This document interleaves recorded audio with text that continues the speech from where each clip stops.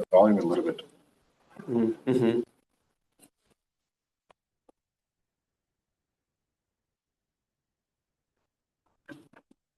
I'm going to introduce you. Darn.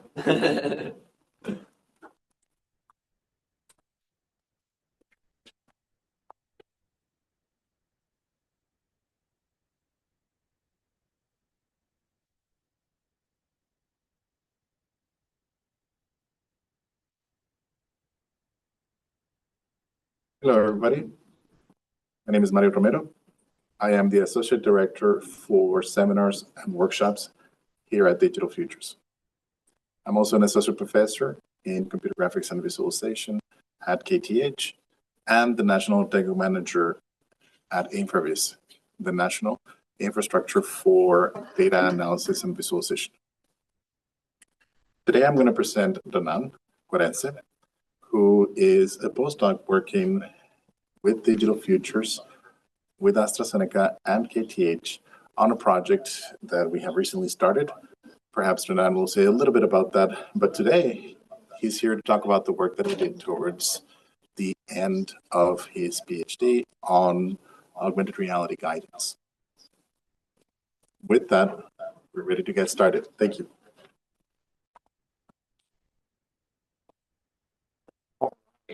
So hi everyone, my name's like Mario said, it's Renan Guarese.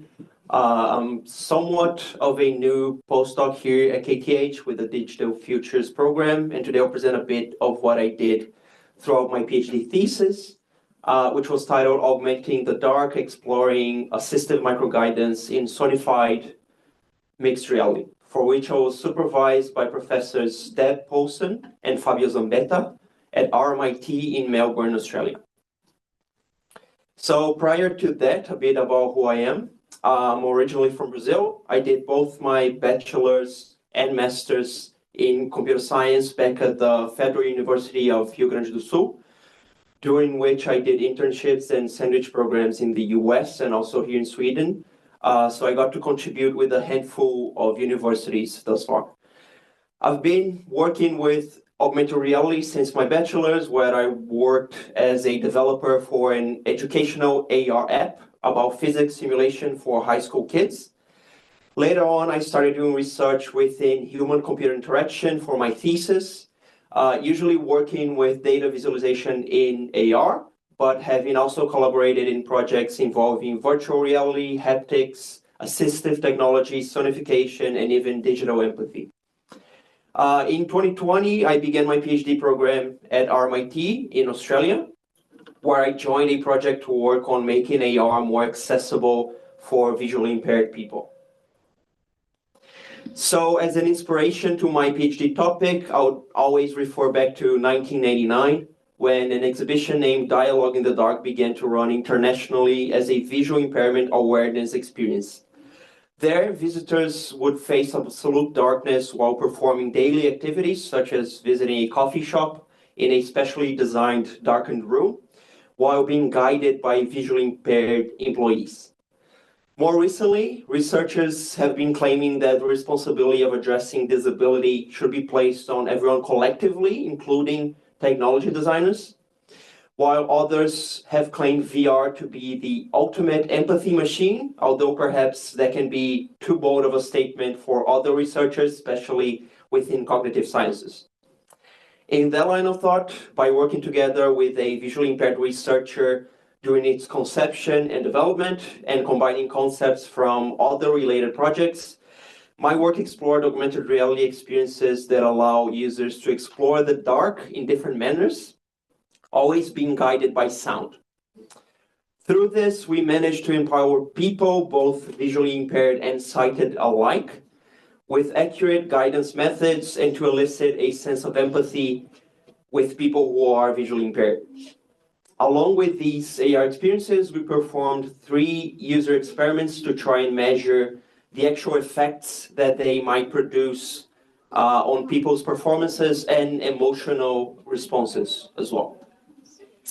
So as a general exploration of related works in the literature, we gathered some key points that guided our research.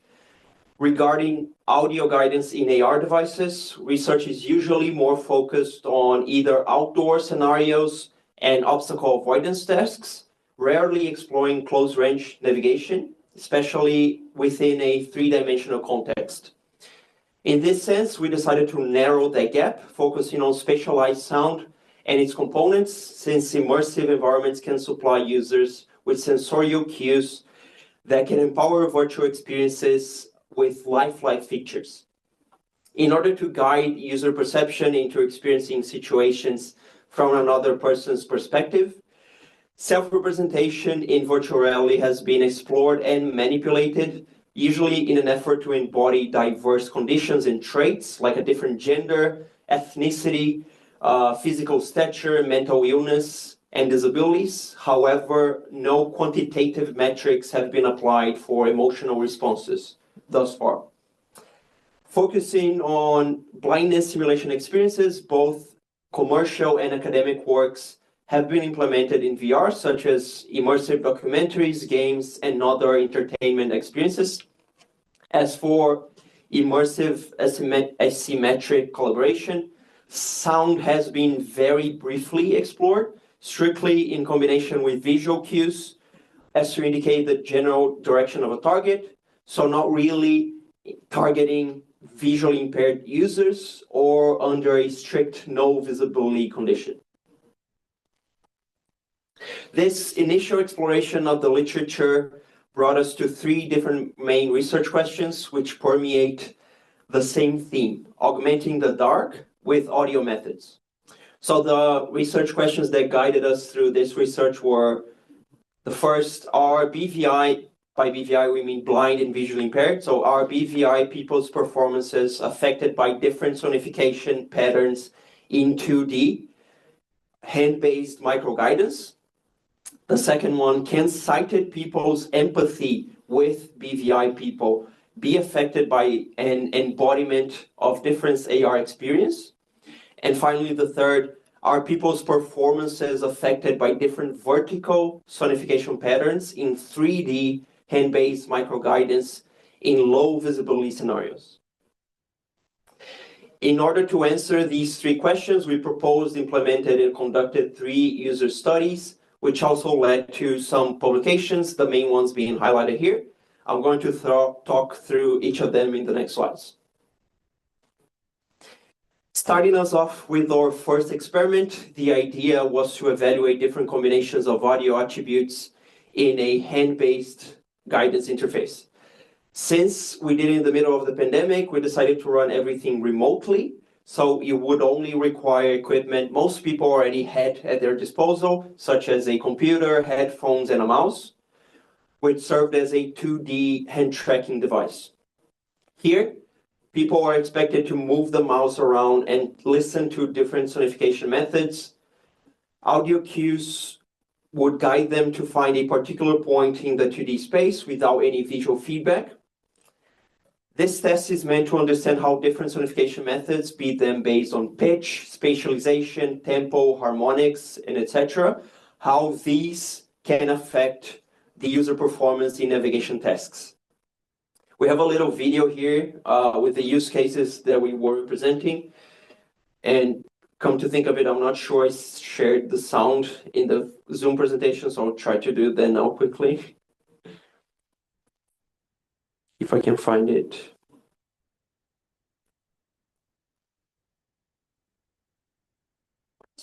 Oh, it's here.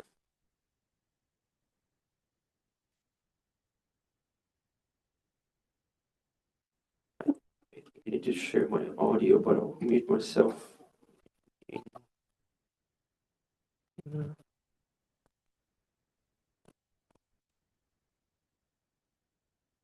So hopefully, let's try. Where's my other screen? It's here. Let's see if this works.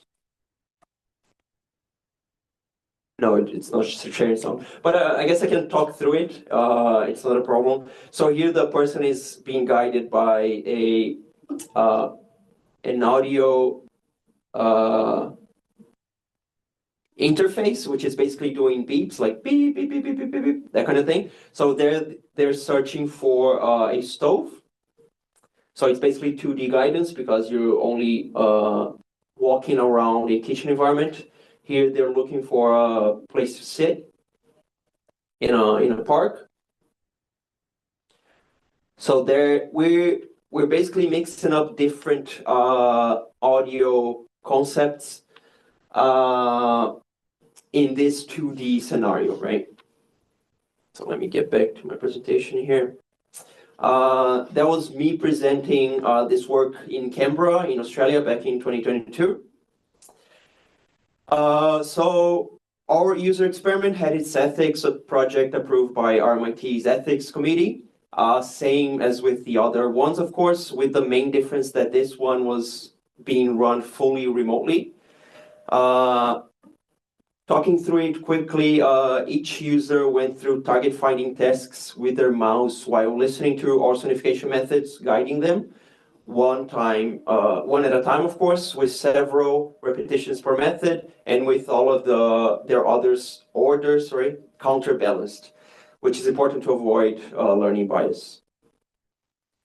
So in this one experiment, 47 people participated, including 9 who were blind or visually impaired, ages 18 to 67. Here are the graphs for the quantitative results. Usually I'll go in depth about these, about the observed effects of each modality, but for the sake of today, I can summarize by saying that we found very different accuracy results with the different methods, and they were more accurate, especially when using stereo or spatial sound, and tempo to convey the 2D plane. So we basically tested different combinations of these different aspects of sound, and we came to the conclusion that these were the most accurate. Regarding self-reported assessments, we used the NASA the NASA test load index to evaluate workload in different attributes such as mental demand and perceived performance. Higher scores here mean higher demands. From this graph, we can notice how the most simple method, the first one there, PO, which is pitch only, it had remarkably lower scores than most, followed by both of the methods that focused on spatial sound. There is the second one and the fifth one, SP, which was spatial pitch, and SAP, spatial alternated pitch, so involving stereo and tempo as well as pitch. Summarizing the findings of this section, we noted that the spatial audio techniques proved their value, which showed the advantages of adding a spatiality component to audio guidance systems. Pitch only, although being the simplest method, which was evaluated with outstandingly low workload demand, which would usually be a good thing.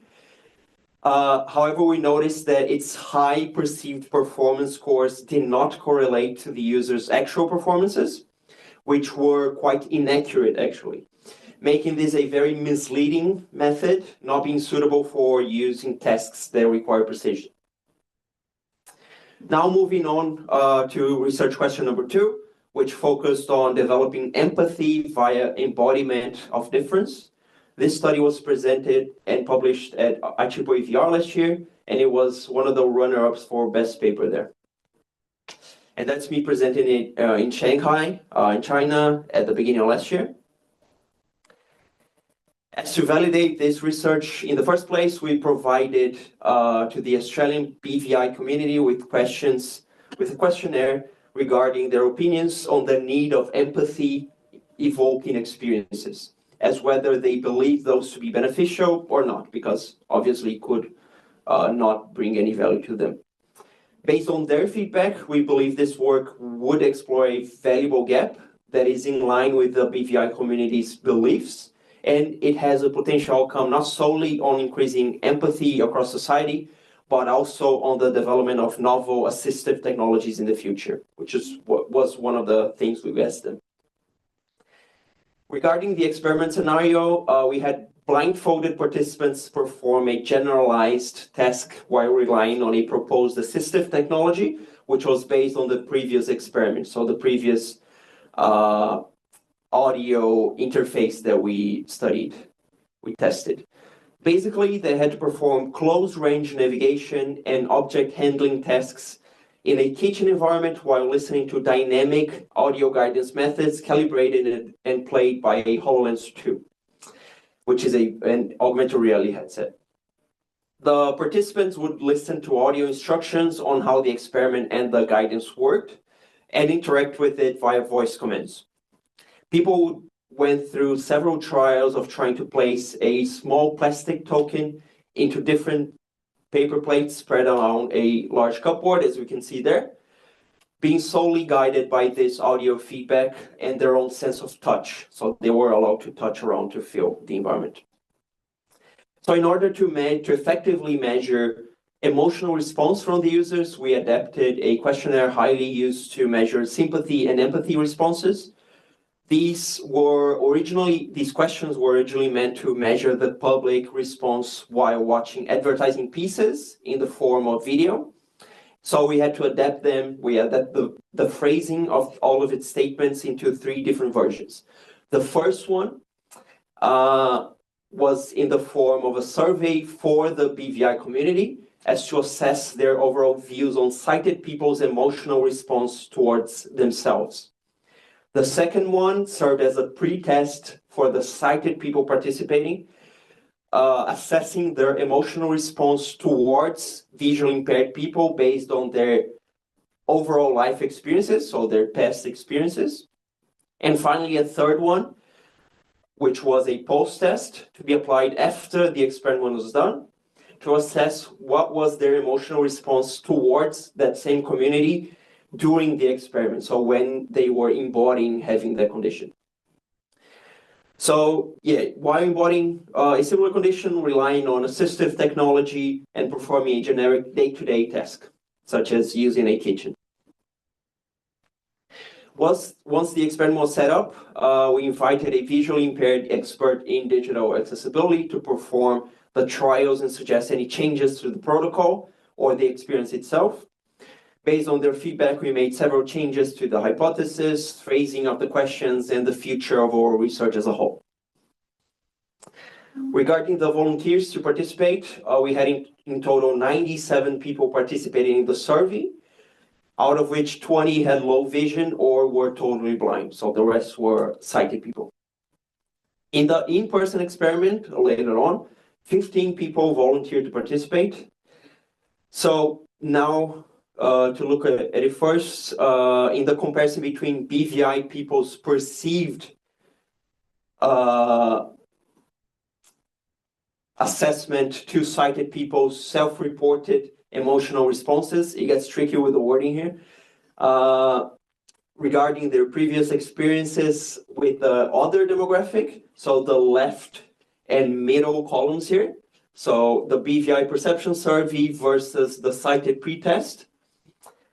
We notice an increase of a bit over 15% on the sympathy and empathy scales, which implies that people with visual impairments generally perceive sighted people to sympathize and empathize with their BVI condition less than the sighted people believe to do.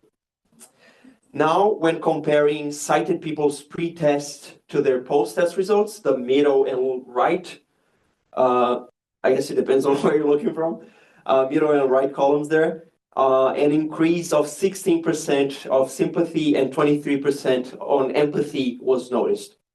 This suggests that sighted people in general will feel significantly more sympathetic and empathetic to the BVI condition after participating in a similar experience to this, comparing to how they previously were. So considering our methodology and its results, we arrived to some conclusions and even limitations to this part of the work. First, regarding the disparity in the first comparison, so BVI's perception against sighted people's self-reported emotional responses. It may very well be that sighted people believe themselves to be more empathetic than they truly are. If that's the case, it may be It may be due to social desirability bias, which is the tendency to choose responses that are more socially acceptable. Although those that did not participate in the in-person experience, which was the majority, these people were completely anonymous, so we had absolutely no information about them. We didn't even see them. This bias can be unconscious, meaning that the participant would be unaware that they were responding in this biased way. The disparity could also be due to sighted people not conveying this self-reported empathy strongly enough towards the BVI community, or that their experiences do not involve in-person or direct communication with BVI people. So they could be talking from watching a movie, or people that they generally know and not really interact with. As to the pre and post test comparison, the results supported the idea that AR experiences can affect people's emotional response towards different lived experiences, particularly in our case, those with visual impairments, as opposed to other impairments or conditions. By using a proposed assistive technology in a real environment similar to what a BVI person may in the future have in their home, workplace, or public buildings, such as a smart home scenario, instead of purely simulational VR experience, we hope to have demonstrated a good balance between people's challenges and their abilities to pursue independence through technology, which is one of the most common downsides to digital empathy experiences. Now on to our third and final research question, which specifically looks into vertical guidance using audio. We looked into a more generalized low visibility scenario. So not targeting visually impaired people specifically now, but instead being informed by the literature on accessible interfaces for them as a means to create more inclusive interfaces for everyone collectively. The entirety of these studies' results were published on the journal Transactions on Visualization and Computer Graphics. Regarding the experiment scenario, we basically replicated the previous experiment, however, comparing multiple audio methods and measuring people's performances instead of emotional responses. But we're going to demonstrate that in a bit. That's me presenting this paper in Orlando earlier this year. You might notice that I'm wearing the same shirt in every picture, but I swear I have other ones. The audio guidance methods were based on the results from the first user experiment we ran, which focused on 2D guidance. So all guidance methods used in this experiment had the same interface for its horizontal guidance. Spatialized audio beacons coming from the current target based on the user's hand position. Dynamic tempo was also used to convey the current horizontal distance to the target, with faster tempo meaning closer distance and vice versa. Did I skip a video? No, the video is after. For the vertical distance, however, the only consensus in the literature is that pitch should indicate height. There is no standardized way to map that in an immersive and dynamic 3D context. So we designed a few options for that as to put them to the test. First, as a simple baseline, which would be the traditional way, following the traditional notion that high pitch is up and low pitch is down, we used a fixed pitch to indicate each of the 5 possible shelf heights. So in our large cupboard there, we had 5 different possible heights that the targets could be in, all being based on musical notes at different octaves. The lowest note, so the lowest shelf there by the floor, which represented B3, the musical note B3, which is around 250 hertz. That one indicated the floor level, and the highest pitch, which was D6, around 1200 hertz, indicated the top shelf. Second, to the left-hand side there, we designed a dynamic pitch version of the baseline, which we call target center dynamic pitch. In short, the mid-level of the pitch range, which is 500 hertz, can be heard precisely at target height, so precisely when the person gets their hand at the target height.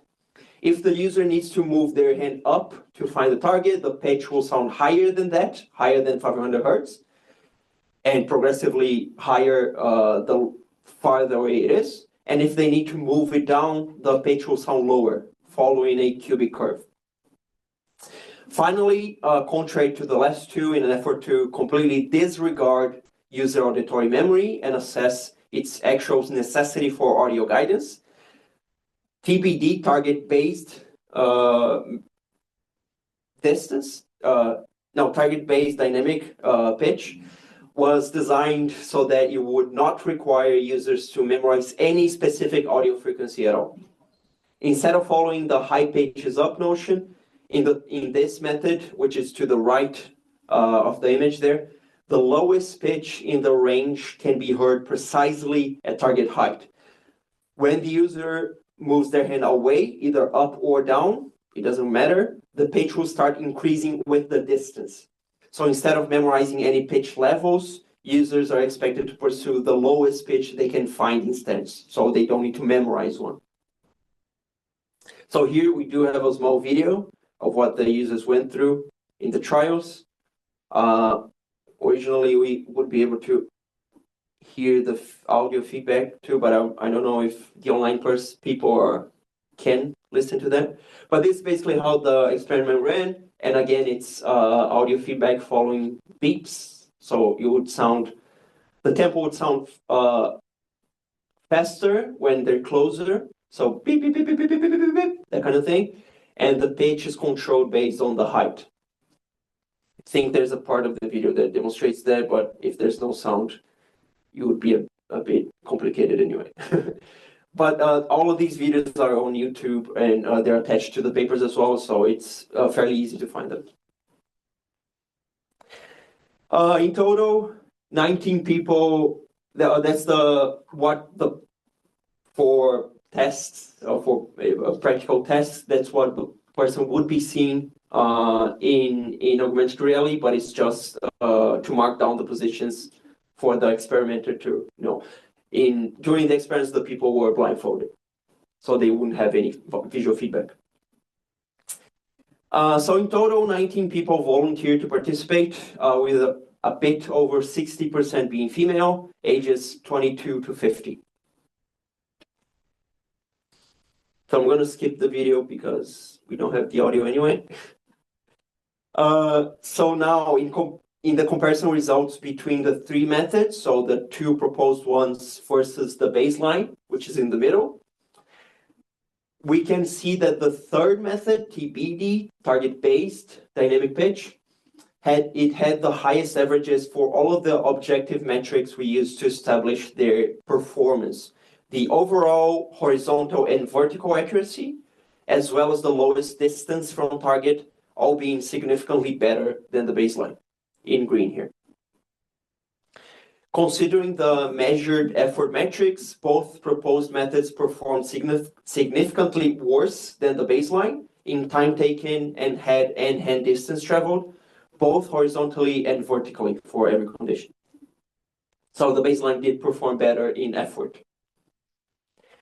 Finally, for the self-reported demand, TBD, to the right again, had scores which overall indicated a lower workload. So people felt like they had to work less for those ones. Considering the results now regarding the last method we tested, we note how much it improved on the baseline, despite not following the traditional notion that high pitch is up and low pitch is down.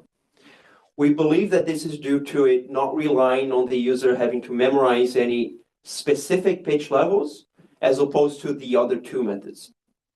This allowed users to compare the dynamic pitch levels at runtime and thus understand if they needed to move up or down and precisely how much on either direction. The fact that it performs similarly to the baseline in several of the TLX attributes, so the workload, it can be considered a positive result since sonification researchers suggest that sound interfaces like this should be designed to be weakly intrusive in order to minimize the impact of it on the real listening environment, while at the same time being intrusive enough so that users can distinguish guidance audio from any naturally occurring sounds nearby. Regarding the target-centered method, so the other proposed method, the one that did follow the traditional notion of high pitches up, it mostly performed similar to the baseline. We believe most users had trouble memorizing the specific tones in those two methods.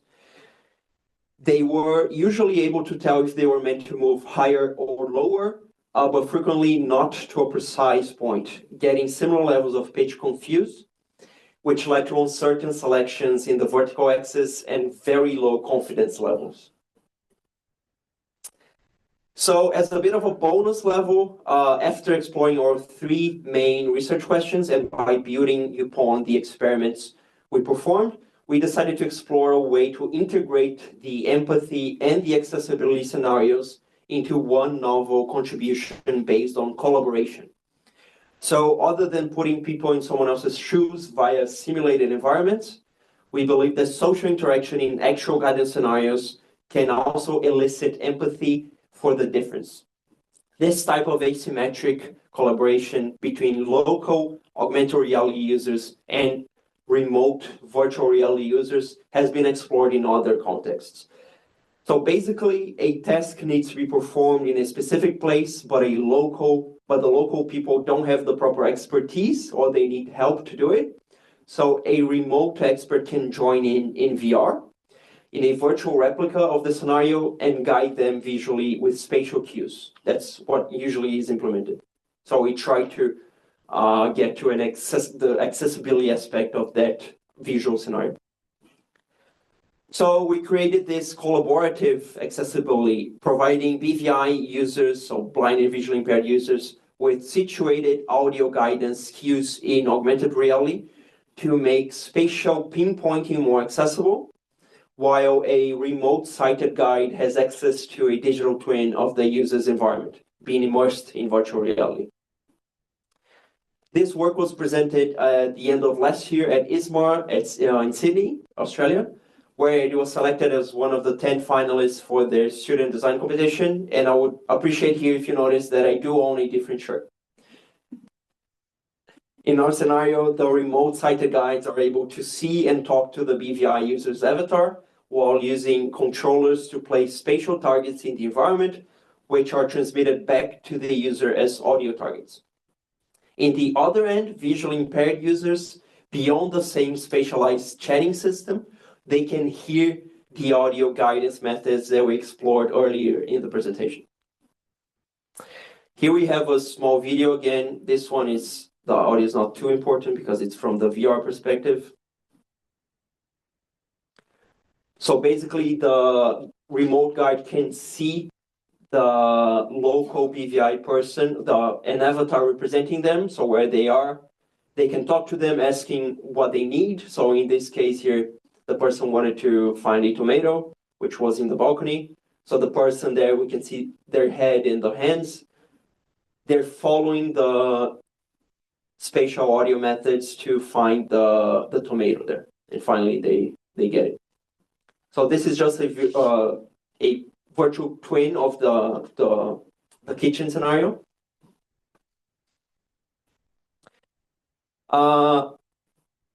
I casually called this a bonus level in this thesis since we haven't yet performed user experiments in this collaboration scenario.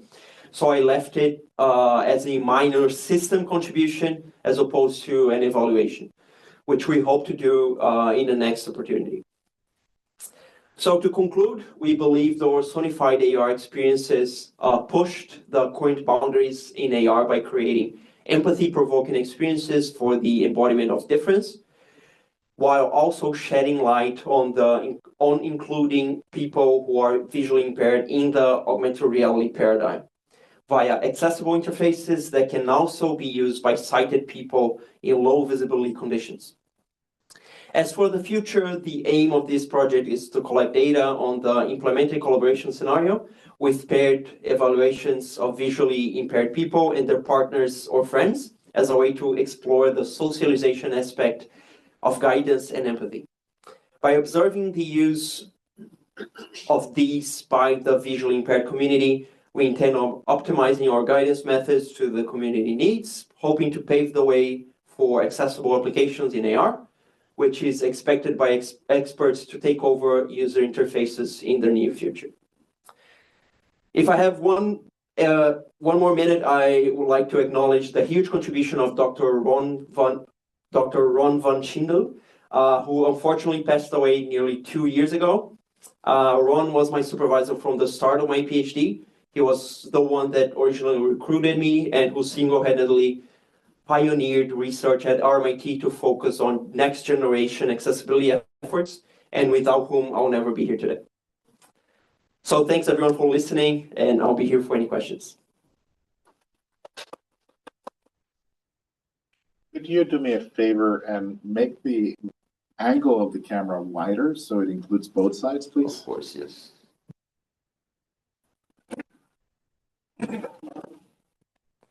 Maybe a zoom out? Yeah, there's a preset that says, I think, 2 speakers. One on the left, one on the right. Oh, yeah, yeah. 2 speakers. Okay, there we go, yeah. Excellent. All right, so I can turn off my camera. Can people hear me at home or at your offices?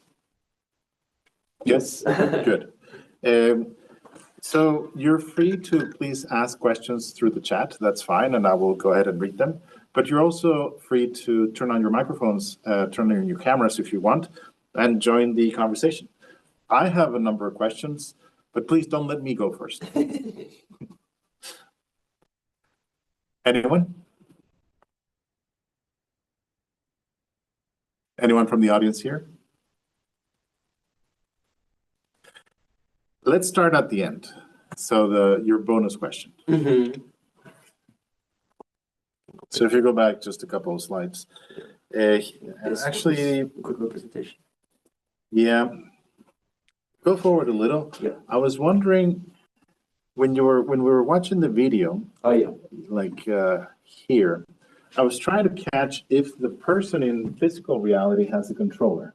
They do there, yes. Okay, so that's how you're tracking their hands. Yeah, yeah. So you're not using some kind of inside-out hand tracking like the Quest. Yeah, it does work in the same sense because the headset we used there was the Quest Pro, so it does have hand tracking. Yeah. And it's pretty much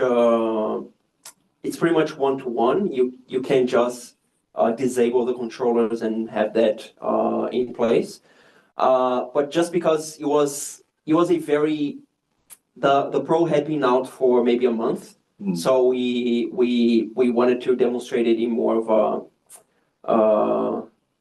an understandable condition for everyone because it wasn't as popular yet. Yeah. Right. But since then, hand tracking has become better and better. Yes. And then here you have a significant difference in that you have a human. Yeah. Who may start speaking. Even if it's not part of the protocol, they may say, oh, no, a little bit to your left. Exactly, yeah. Which is so much different than just the audio cues. How does that inform your design study? Yeah, exactly. So that was one of the reasons we decided not to proceed with experiments here because it, in my opinion, it pretty much generates a whole new thesis.